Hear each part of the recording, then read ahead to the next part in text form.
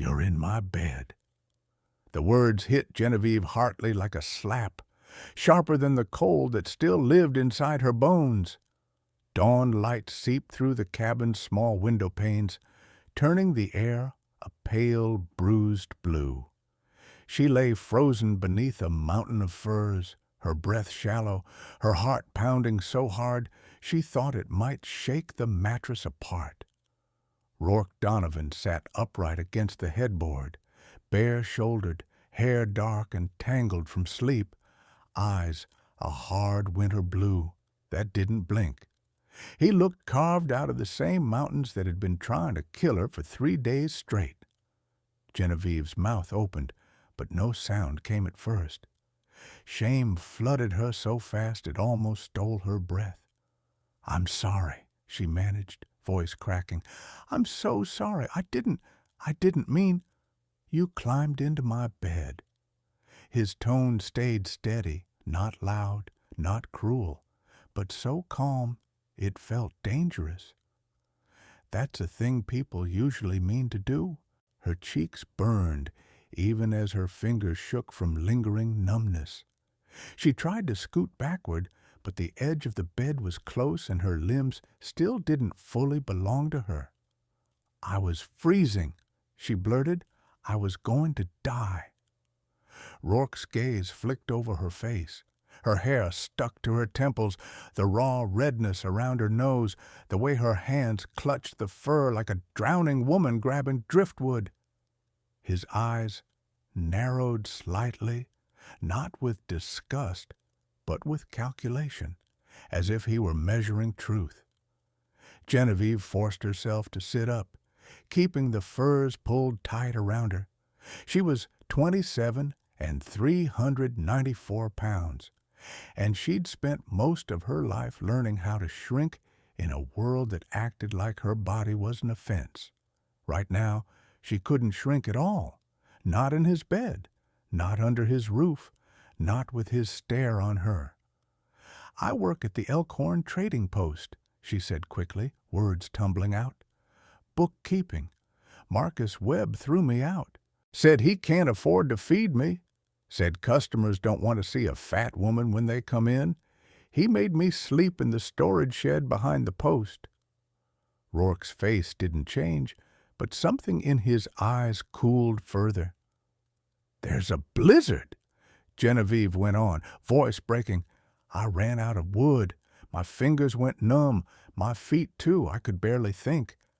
I saw your cabin was unlocked, and I chose the sin of trespassing over the slow death of freezing. I'm sorry. I didn't come to steal. I only came to live." Rourke's gaze stayed on her for a long beat. Then he looked toward the window, to the white blur of wind and snow still raging outside, as if the storm itself were a witness. "You're saying Webb pushed you out into this?" he said at last. Genevieve swallowed. "Yes." "And you think you're the one who needs to apologize?" She stared at him, confused by the way he said it, as if the world had been placed upside down and he was the only man noticing. A log shifted in the hearth with a soft crack, sending a brief pulse of heat into the room. Genevieve's stomach tightened with the fear of what came next. Rourke leaned forward slightly, his voice dropping into something even quieter. "If you step outside again in that state, you won't make it to noon." Genevieve's eyes filled. "Then please," she whispered, terrified of being thrown out anyway, "please don't make me go." Rourke Donovan did not answer her plea right away. He studied her the way a man studies a landscape before deciding whether it will kill him or let him pass. Up close, Genevieve could see the details the rumors never mentioned. The faint scar running from his left temple into his hairline, the lines at the corners of his eyes carved there by wind and years, not age. He was enormous, easily 7 feet tall, even seated, his frame built for hauling timber and surviving winters that buried lesser men. "You're shaking," he said at last. "I nearly froze," she replied, ashamed that her voice still trembled. "I didn't mean to take liberties. That's not what I'm looking at." He swung his legs out of bed and stood, pulling on a wool shirt. Even that simple movement radiated a controlled strength that made Genevieve acutely aware of how vulnerable she was under his roof. "Come closer to the fire," he said. She hesitated. That wasn't a request. She obeyed, sliding carefully off the bed and moving toward the hearth, her joints protesting as warmth finally reached places that had been numb for too long. Rourke watched her gait with a frown that deepened, not with judgment, but with something like concern. "You slept in a shed?" he asked. "Yes, just boards and a roof. The wind cut straight through it." "And Webb knew that?" "Yes." Rourke turned away so she wouldn't see his expression fully, but she heard the change in his breathing, controlled, angry. "That man," he said evenly, "tried to kill you." Genevieve shook her head automatically. "He didn't see it that way. He said it was business, survival." "Survival is killing a deer to eat," Rourke replied, "not throwing a woman into a blizzard because she offends your eyes." She hugged herself, the old instinct rising. "I understand why he didn't want me. I take up space. I cost more. People notice me." Rourke turned back then, slowly. "You don't need to convince me," he said, "and you sure as hell don't need to excuse him." She fell silent. No one had ever interrupted her self-blame before. Most people let her punish herself so they wouldn't have to. "You're Genevieve Hartley," he continued. "You kept the Post's books. I saw the way you worked when I came in. Precise, careful. You knew exactly where every coin went." Her eyes lifted, surprised. "You noticed?" "I notice what matters." The words landed heavier than he probably intended. He moved to a shelf and poured water into a tin cup, holding it out to her. Their fingers brushed briefly when she took it. The contact was brief, respectful, but it sent a strange warmth through her chest that had nothing to do with the fire. "You're not going back to that shed," he said. She froze. "I don't expect charity. I'll leave as soon as the storm eases." "The storm won't ease today or tomorrow." He glanced toward the window where white still howled past the glass. "And you won't survive another night out there." Silence stretched between them. "I don't like people," Rourke went on, blunt as an axe strike. "Haven't for a long time.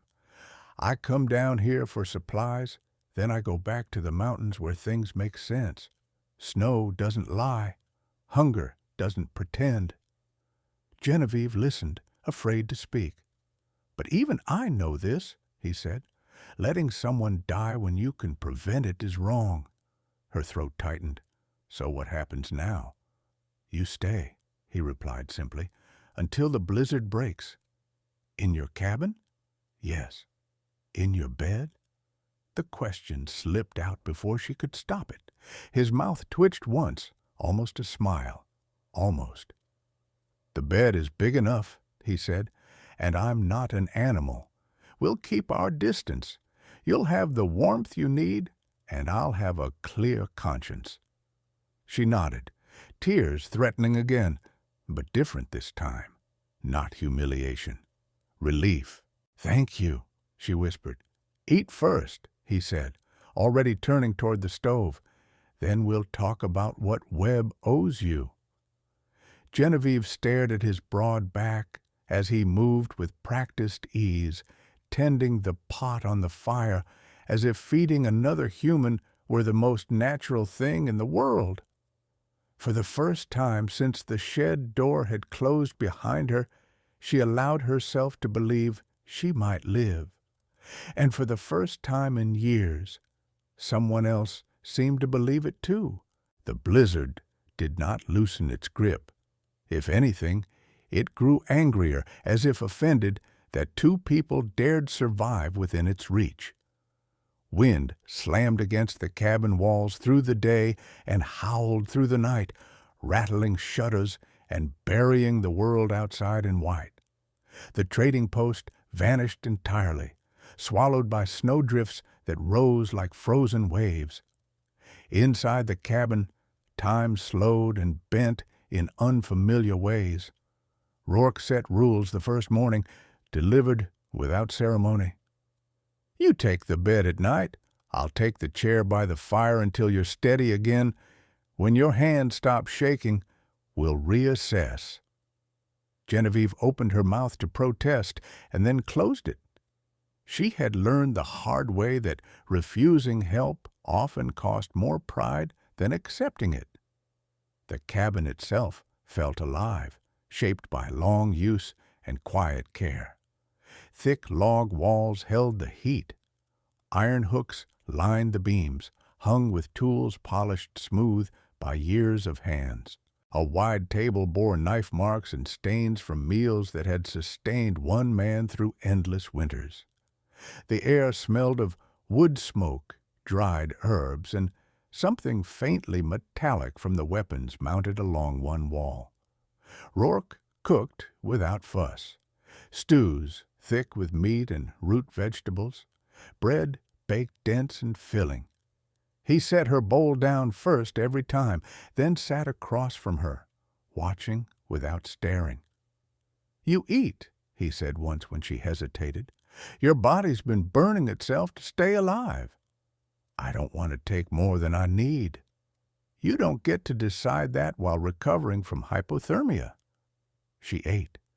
At night, she slept harder than she had in years. Not the restless sleep of fear and hunger, but the deep, heavy kind that pulled her under and refused to let go.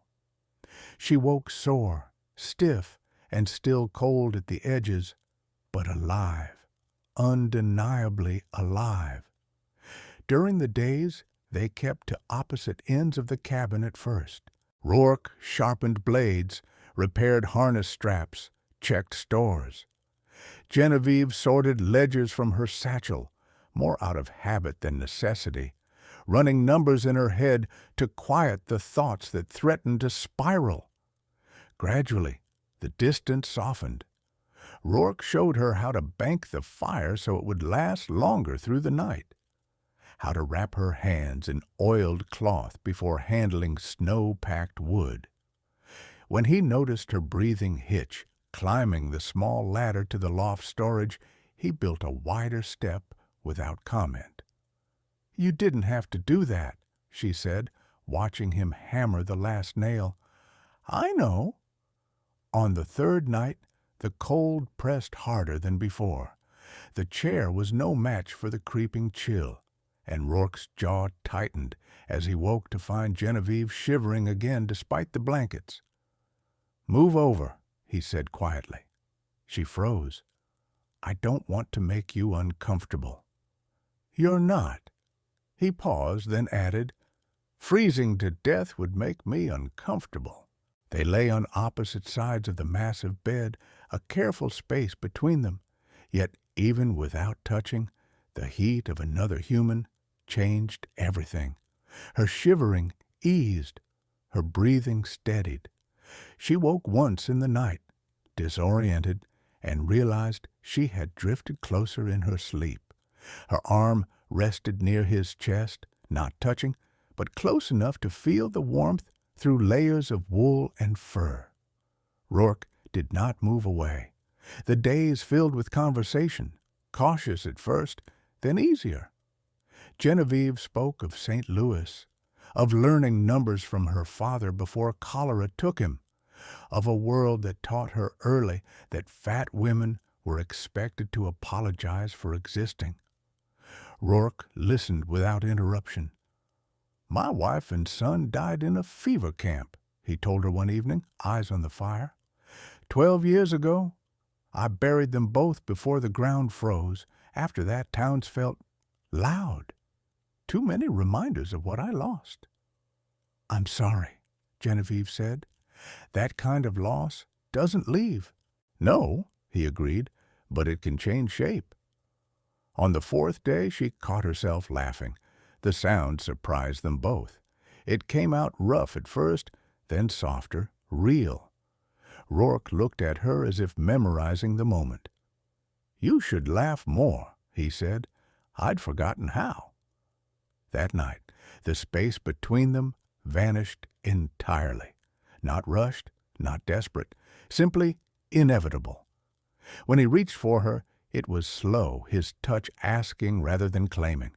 When she leaned into him, it felt like stepping into shelter after a long, brutal storm. For Genevieve, it was the first time intimacy did not feel like negotiation or apology. There was no sense of being measured, tolerated, or endured, only wanted. When the blizzard finally broke on the fifth morning, sunlight spilled across the snow so bright it hurt the eyes. Genevieve stood at the window, watching steam rise from the thawing world, and realized something quietly, completely.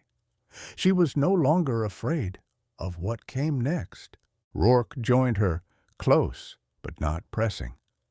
"The storm's done," he said. "Yes, we'll have to face the world again." She turned to him. "This time, I won't do it alone." He nodded once, certain. "No, you won't." When the storm finally loosened its grip, it did not leave all at once. The wind softened first, then the sky lifted, and only after that did the mountains reveal themselves again, white, immense, and indifferent to what had nearly been lost beneath them. Life in the cabin changed with the light. Rourke opened the shutters each morning, letting pale winter sun spill across the floor. Genevieve learned the rhythm of the place, not as a guest, but as someone allowed to belong.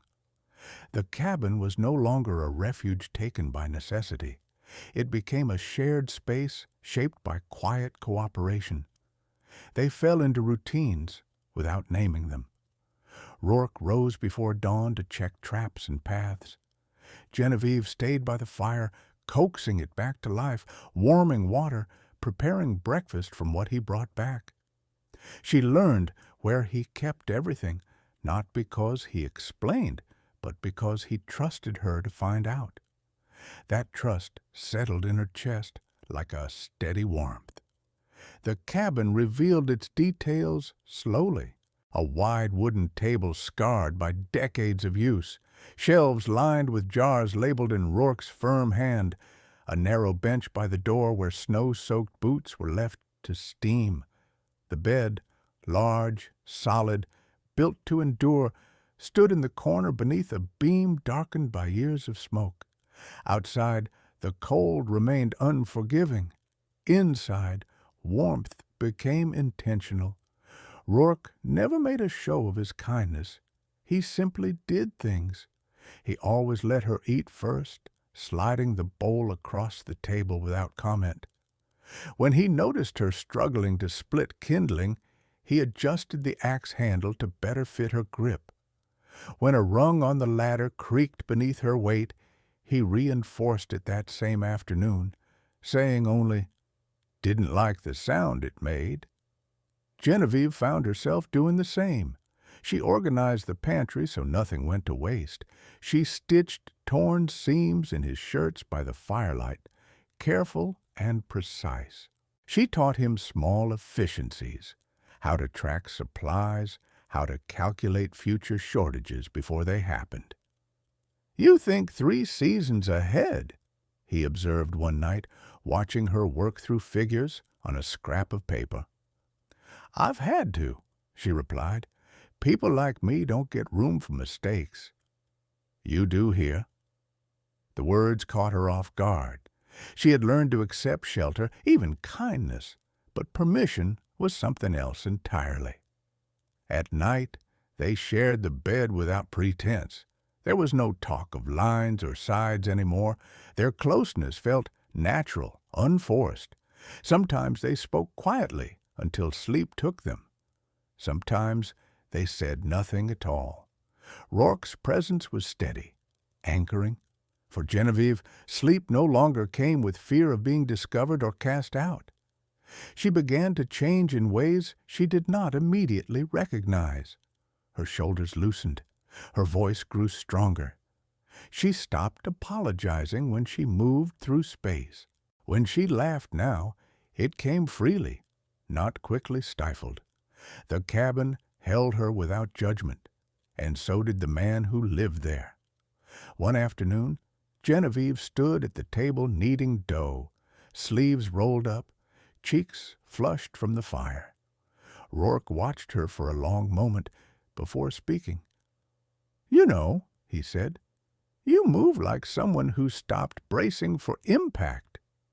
She paused, hands stilling in the dough. "I didn't realize I was doing that." "Most people don't." That night, as snow began to fall again, lighter this time, harmless, Genevieve sat by the fire and allowed herself to imagine a future that did not end in displacement. The thought frightened her more than the storm ever had.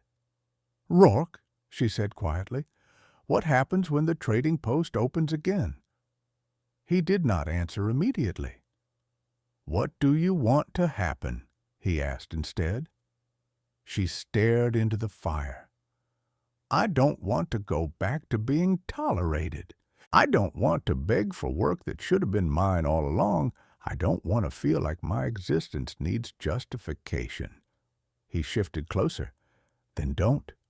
She turned to him, searching his face. "It's not that simple." "It is," he said gently. "Just not easy." Outside, the wind whispered against the walls.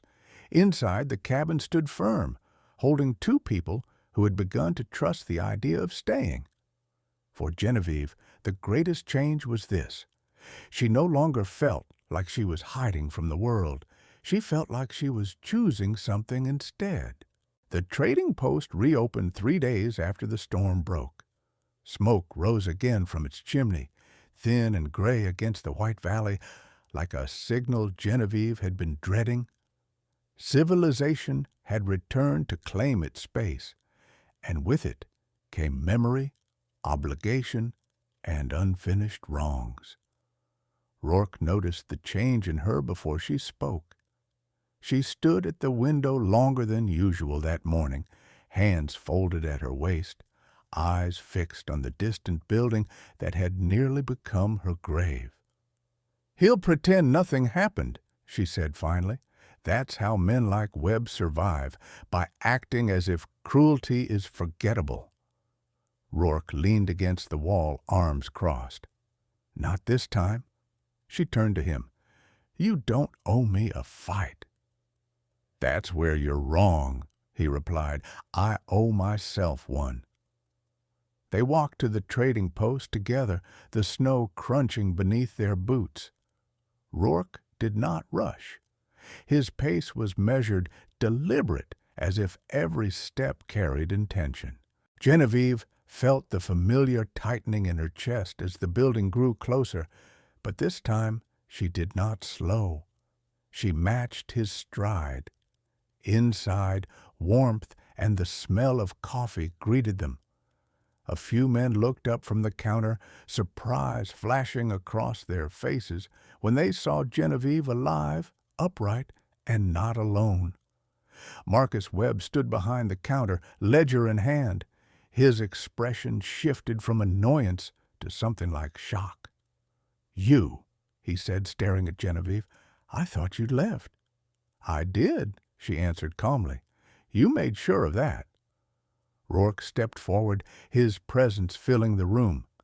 "We need to talk." Webb swallowed. "I don't do business with strangers." "You will today." Genevieve felt the old instinct rise, the urge to soften the moment, to apologize simply for existing in it. She pushed it down.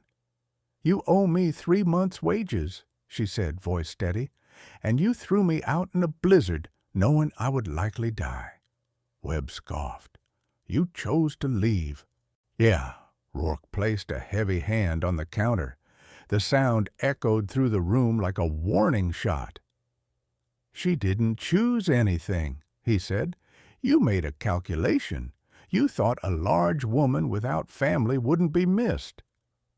The men nearby shifted uncomfortably. I have copies of the books, Genevieve continued, pulling folded papers from her coat. Ledgers, inventory, dates and sums. I kept records because that was my job, and because I knew you'd try to cheat me. Webb's face paled. That doesn't prove— It proves wage theft, Rourke interrupted, and attempted murder carries weight in this territory. Silence pressed in. Webb glanced around, searching for support that did not come. What do you want? He asked tightly. Payment, Genevieve said. What I earned. Nothing more. Webb hesitated, then reached beneath the counter. Gold coins clinked as he counted them out, hands shaking. When he slid them across, Genevieve felt something shift inside her. Not triumph. Closure. Rourke watched Webb carefully. You'll also sign a statement acknowledging what you did.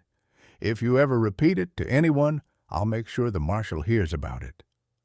Webb nodded quickly. Yes, of course. They left without another word. Outside, the cold air felt cleaner. Genevieve exhaled slowly, realizing only then how tightly she had been holding herself together. You didn't flinch? Rourke said. I almost did, she admitted, but I didn't. That afternoon, another visitor arrived at the cabin, a man on horseback, dressed well for winter travel, carrying a leather case stamped with a railroad mark. He dismounted near the tree line, surveying the land with open interest. Rourke stepped outside to meet him, rifle resting casually against his shoulder. You're trespassing, Rourke said. The man smiled thinly. Surveying. The railroad is expanding west. This pass could be valuable. It's not for sale. The man's gaze slid past Rourke to the cabin, to Genevieve standing in the doorway. Is that the woman from the trading post? He asked. The one folks were talking about? Rourke's voice hardened. You don't talk about her. The agent raised his hand slightly. No offense meant. Just gathering information. After he left, Genevieve sat at the table, hands folded once more. They won't stop, she said. Men like him, like Webb, like all of them, they see land, labor, and bodies as things to use. Rourke met her gaze.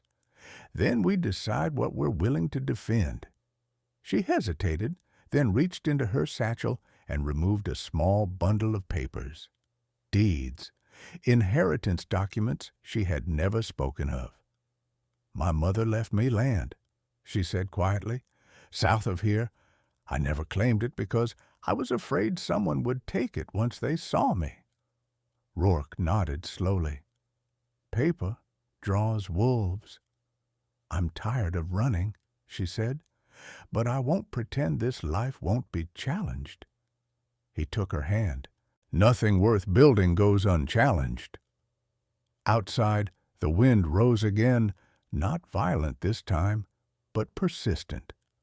The world had noticed them, and it would not look away easily. They came at first light, not with shouting, not with threats shouted from a distance. They came the way men do when they believe the law, the weather, and fear are on their side. Genevieve woke before the knock. She had learned Rourke's cabin sounds well enough to know when something didn't belong. The fire was low, the air too still. Outside, snow crunched under boots that were not Rourke's. Rourke was already dressed, rifle in hand. Stay behind me, he said quietly. The knock came again, hard enough to rattle the door. Rourke opened it. 4 men stood outside. The railroad agent from the day before, the territorial sheriff from the nearest town, Two hired hands with cold eyes and rifles held too casually. "Rourke Donovan," the sheriff said, stepping forward. "We're here about a woman." Genevieve stepped into view before Rourke could stop her. "I'm here," she said, "and I'm not property." The sheriff's eyes flicked over her body with open disdain. "There have been complaints, claims of theft, of intimidation. You've caused disruption at the trading post?" "No," Genevieve replied, her voice steady despite the pounding in her chest. "I demanded wages that were stolen from me. That's not disruption, that's justice." The railroad agent smiled thinly. "You're squatting on land we intend to survey, and there are questions about your presence here, alone, unmarried, living with a known mountain man." Rourke took one step forward. The temperature of the space changed. "She stays," he said. "That's the end of it." The sheriff lifted his chin. "Or what?" Rourke did not raise his voice. He did not posture. "You'll need 6 men to take me," he said, "and another 6 to keep her." The hired hands shifted. They had expected a threat. They hadn't expected certainty. Genevieve felt something steady rise inside her. Not fear, resolve. "You don't get to decide my worth," she said, addressing the sheriff directly. "You don't get to remove me because I'm inconvenient, or because my body offends you, or because a powerful man wants this land." The sheriff laughed. "You think standing next to him makes you strong?" "No," she said. "I was strong before him. I just didn't know it yet." She reached into her coat and unfolded the deeds. "These lands are legally mine," she continued, "filed, witnessed, recorded. If you want to challenge that, you'll do it in court, not at gunpoint." The railroad agent's smile vanished. The sheriff hesitated. He looked at Rourke, at the cabin, at the mountains that offered no easy reinforcements. "This isn't over," he said finally. Rourke nodded once. "No, but this ends today." They left the way they had come, their authority thinner than when they arrived. When the sound of hooves faded, Genevieve's legs shook. Rourke turned to her instantly, steadying her without words. "You didn't back down," he said. "I was terrified," she admitted. "So was I," he replied. "That's how you know it mattered." They stood together in the doorway, watching the mountains reclaim their silence. The world had pushed. They had pushed back. And neither of them was the same person they'd been when winter began. That night, the cabin felt different, not safer. Safety was never guaranteed in the mountains, but steadier, as if something invisible had settled into place. The fire burned low and constant, casting long amber shadows across the log walls. Outside, the wind moved through the pines without urgency, no longer sounding like a threat. Genevieve sat at the table, turning one of the deeds over in her hands. The paper no longer felt like a liability. It felt like proof of her past, of her right to stand where she stood. Rourke watched her from the hearth, sharpening a blade more out of habit than need. "They'll talk," he said. "They always do." She nodded. "Let them. I spent years letting whispers decide my life. I'm done giving them that power." He set the blade aside and crossed the room, stopping beside her chair. For a moment he said nothing. Then he rested his hand on the table, close to hers, but not touching. "I didn't plan for this," he said quietly. "For you, for standing against the world again." "I didn't plan to survive that shed," she replied, "or to end up in your bed." A faint smile touched his mouth. "And yet, here we are." She looked up at him then, really looked, at the man who had chosen restraint over rage, protection over possession. a man who had not saved her to own her, but to stand beside her. "I don't know what the future looks like," Genevieve said. "Railroads don't stop. Towns don't get kinder overnight." "No," Rourke agreed, "but neither do mountains, and neither do people who decide to stay." He reached out then, taking her hand fully this time. His grip was warm, solid, not claiming, anchoring. "This cabin doesn't have to be a hiding place," he said. "It can be a beginning, if you want it to be." Tears welled in her eyes, slow and quiet. "All my life," she said, "I've been told to make myself smaller, quieter, easier to ignore. You're the first person who didn't ask that of me." "That's because you don't need fixing," he replied. "You need choosing." She leaned into him, resting her forehead against his chest. Outside, snow began to fall again, light this time, harmless, beautiful. The world beyond the trees still existed. It would test them again. It always would. But inside the cabin, the fire held. 2 chairs sat close together. 2 plates rested on the table. And for the first time, Genevieve did not feel like she was borrowing warmth. She felt like she was home. Every winter has its storm, and every life has moments where survival feels uncertain. Genevieve's story is not only about a blizzard in Montana or a mountain man's cabin hidden among the pines.